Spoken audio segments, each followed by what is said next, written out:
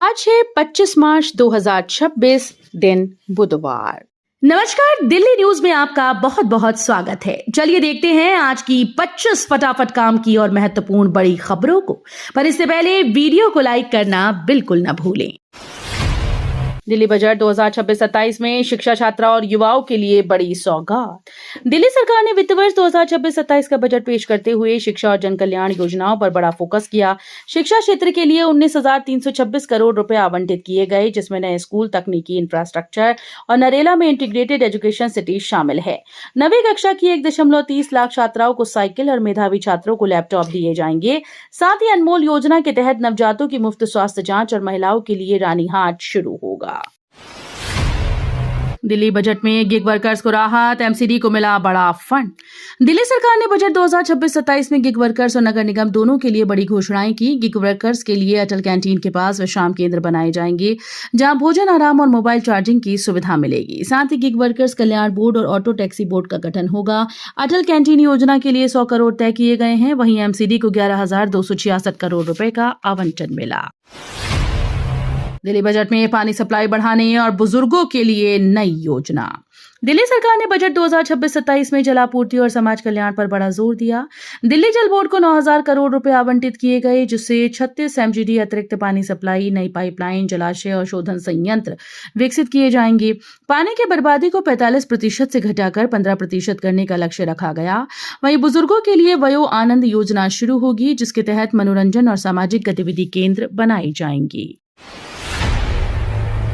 Delhi budget में महिलाओं, traffic राहत और मुफ्त सिलेंडर की बड़ी घोषणाएं। दिल्ली सरकार के बजट 2026-27 में जन कल्याण और विकास योजनाओं पर खासा जोर दिया गया। होली और दिवाली पर मुफ्त एलपीजी सिलेंडर देने के लिए 260 करोड़ रुपए आवंटित किए गए, जिससे त्योहारों में लोगों को राहत मिलेगी। महिलाओं के लिए महिला समृद्धि योजना के तहत हर महीने 2,500 रुपए की आर्थिक सहायता दी जाएगी, जिसके लिए 5,100 करोड़ रुपए तय किए गए। वहीं ट्रैफिक जाम करने के लिए कम करने हेतु 500 करोड़ रुपए से अधिक खर्च किए जाएंगे। सरकार का दावा है कि बजट से बुनियादी ढांचा, यातायात व्यवस्था और नागरिक सुविधाएं मजबूत होंगी।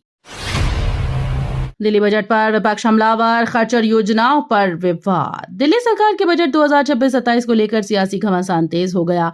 आम आदमी पार्टी ने बजट को घोषणाओं का पुलिंदा बताते हुए इसे 1 लाख करोड़ का घोटाला करार दिया।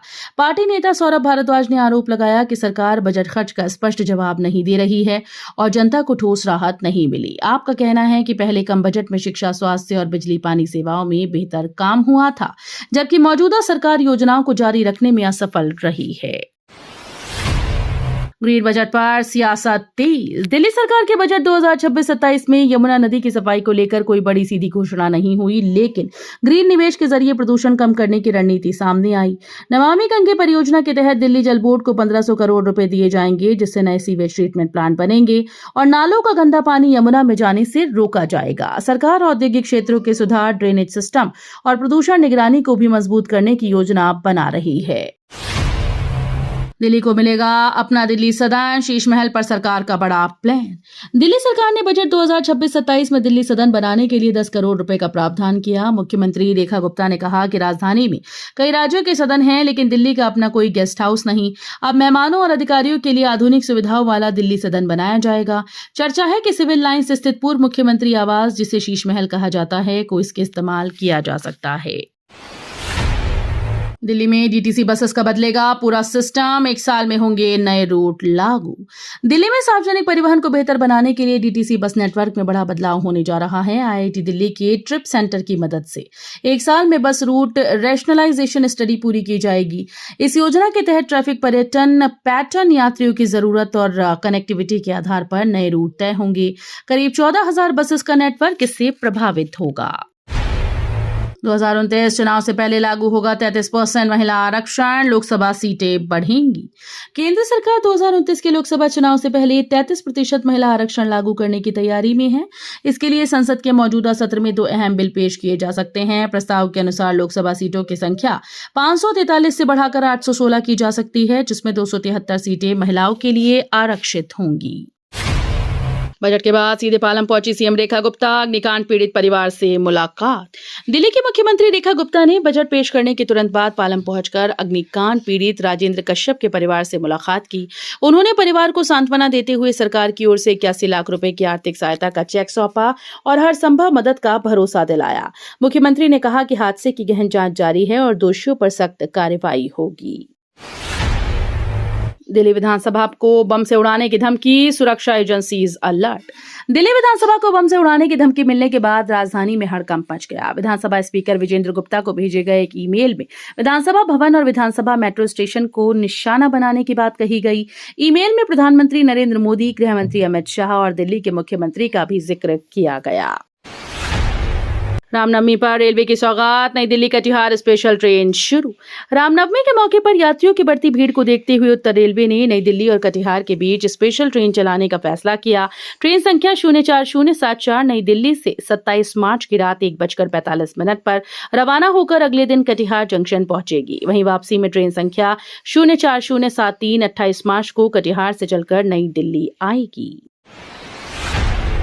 दिल्ली के नालों पर लगेंगे सोलर पैनल, स्वच्छ ऊर्जा की ओर बड़ा कदम। दिल्ली सरकार ने स्वच्छ ऊर्जा को बढ़ावा देने के लिए नालों के ऊपर सोलर पैनल लगाने की घोषणा की है। इस पहल से बिजली उत्पादन बढ़ेगा, कचरा फेंकने की समस्या कम होगी और दूसरे राज्यों पर बिजली की निर्भरता घटेगी। राजधानी में फिलहाल 425 मेगावाट सौर ऊर्जा क्षमता है, जिसे इस योजना से और बढ़ाया जाएगा। इसकी शुरुआत नजफगढ़ नाले से होगी। ऊर्जा क्षेत्र के लिए 3,942 करोड़ रुपए का बजट रखा गया है। एमसीडी का नया नियम, क्यूआर कोड स्कैन कर जनता कर सकेगी ठेकेदार की शिकायत।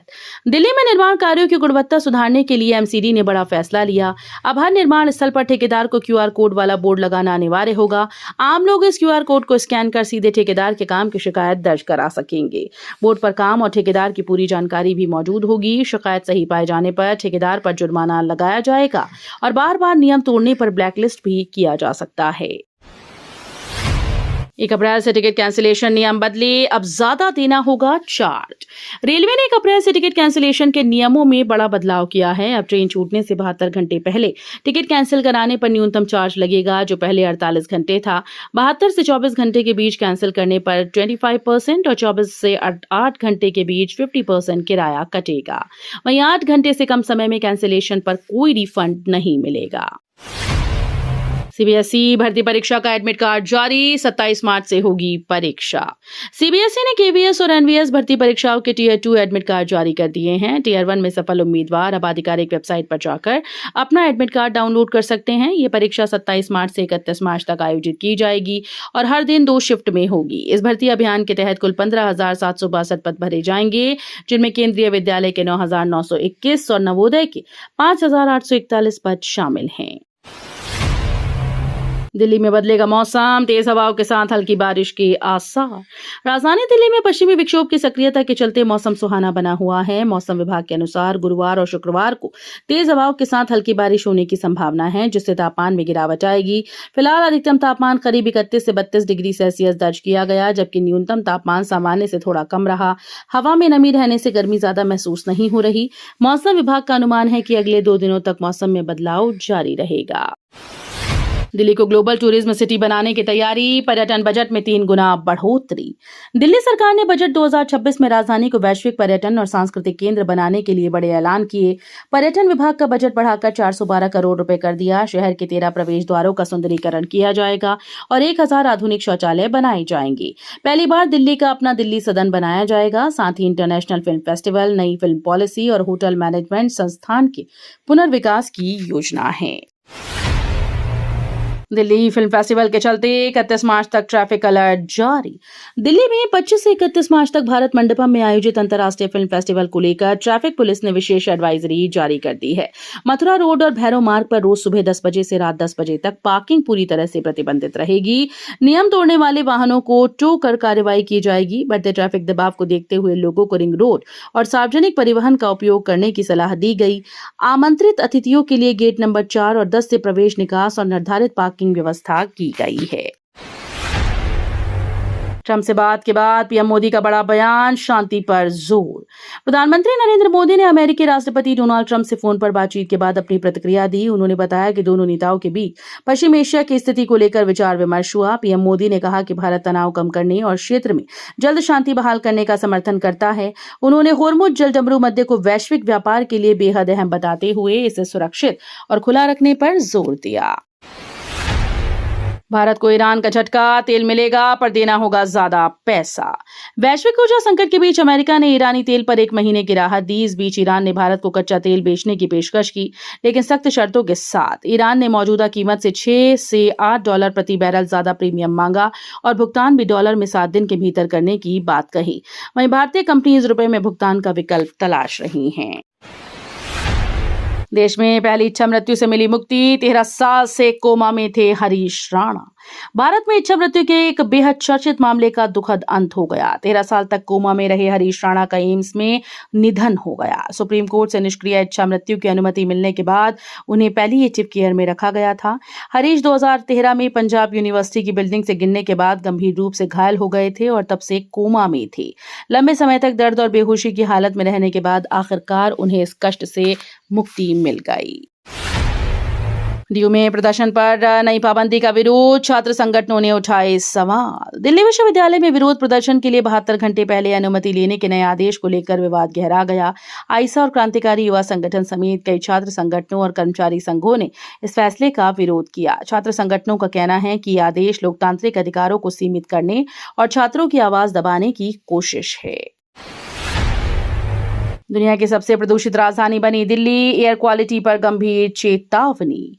वर्ल्ड एयर क्वालिटी रिपोर्ट 2025 के अनुसार दिल्ली लगातार दुनिया की सबसे प्रदूषित राजधानी बनी हुई है। राजधानी में PM 2.5 का राज्य स्तर विश्व स्वास्थ्य संगठन के सुरक्षित मानकों से 16 गुना अधिक दर्ज किया गया। रिपोर्ट में दिल्ली की वार्षिक औसत PM 2.5 सांद्रता 82.2 माइक्रोग्राम प्रति घन मीटर बताई गई। स्विस कंपनी IQ एयर की इस रिपोर्ट ने चेतावनी दी है कि भारत में वायु प्रदूषण अब मौसमी नहीं बल्कि एक गंभीर ढांचागत समस्या बन चुका है, जो सार्वजनिक स्वास्थ्य, अर्थव्यवस्था और भविष्य के लिए बड़ा खतरा साबित हो रहा है। दिल्ली में कानून व्यवस्था पर सवाल, हत्या, सुरक्षा और लूट से बढ़ी चिंता। दिल्ली में लगातार आपराधिक घटनाओं और सुरक्षा मुद्दों ने चिंता बढ़ा दी। रोहिणी में वकील के भाई की हत्या के विरोध में वकील हड़ताल पर हैं और आरोपियों की गिरफ्तारी की मांग कर रहे हैं। वहीं दिल्ली हाई कोर्ट ने निचली अदालतों के जजेस की सुरक्षा पर सख्ती दिखाते हुए 1 हफ्ते में समीक्षा के आदेश दिए। दूसरी ओर सीलमपुर में DCP ऑफिस के पास 1.5 करोड़ रुपए के सोने की लूट ने पुलिस व्यवस्था पर सवाल खड़े किए। पश्चिम एशिया संकट के बीच भारत को राहत, LPG के 2 बड़े पोत पहुंचने वाले।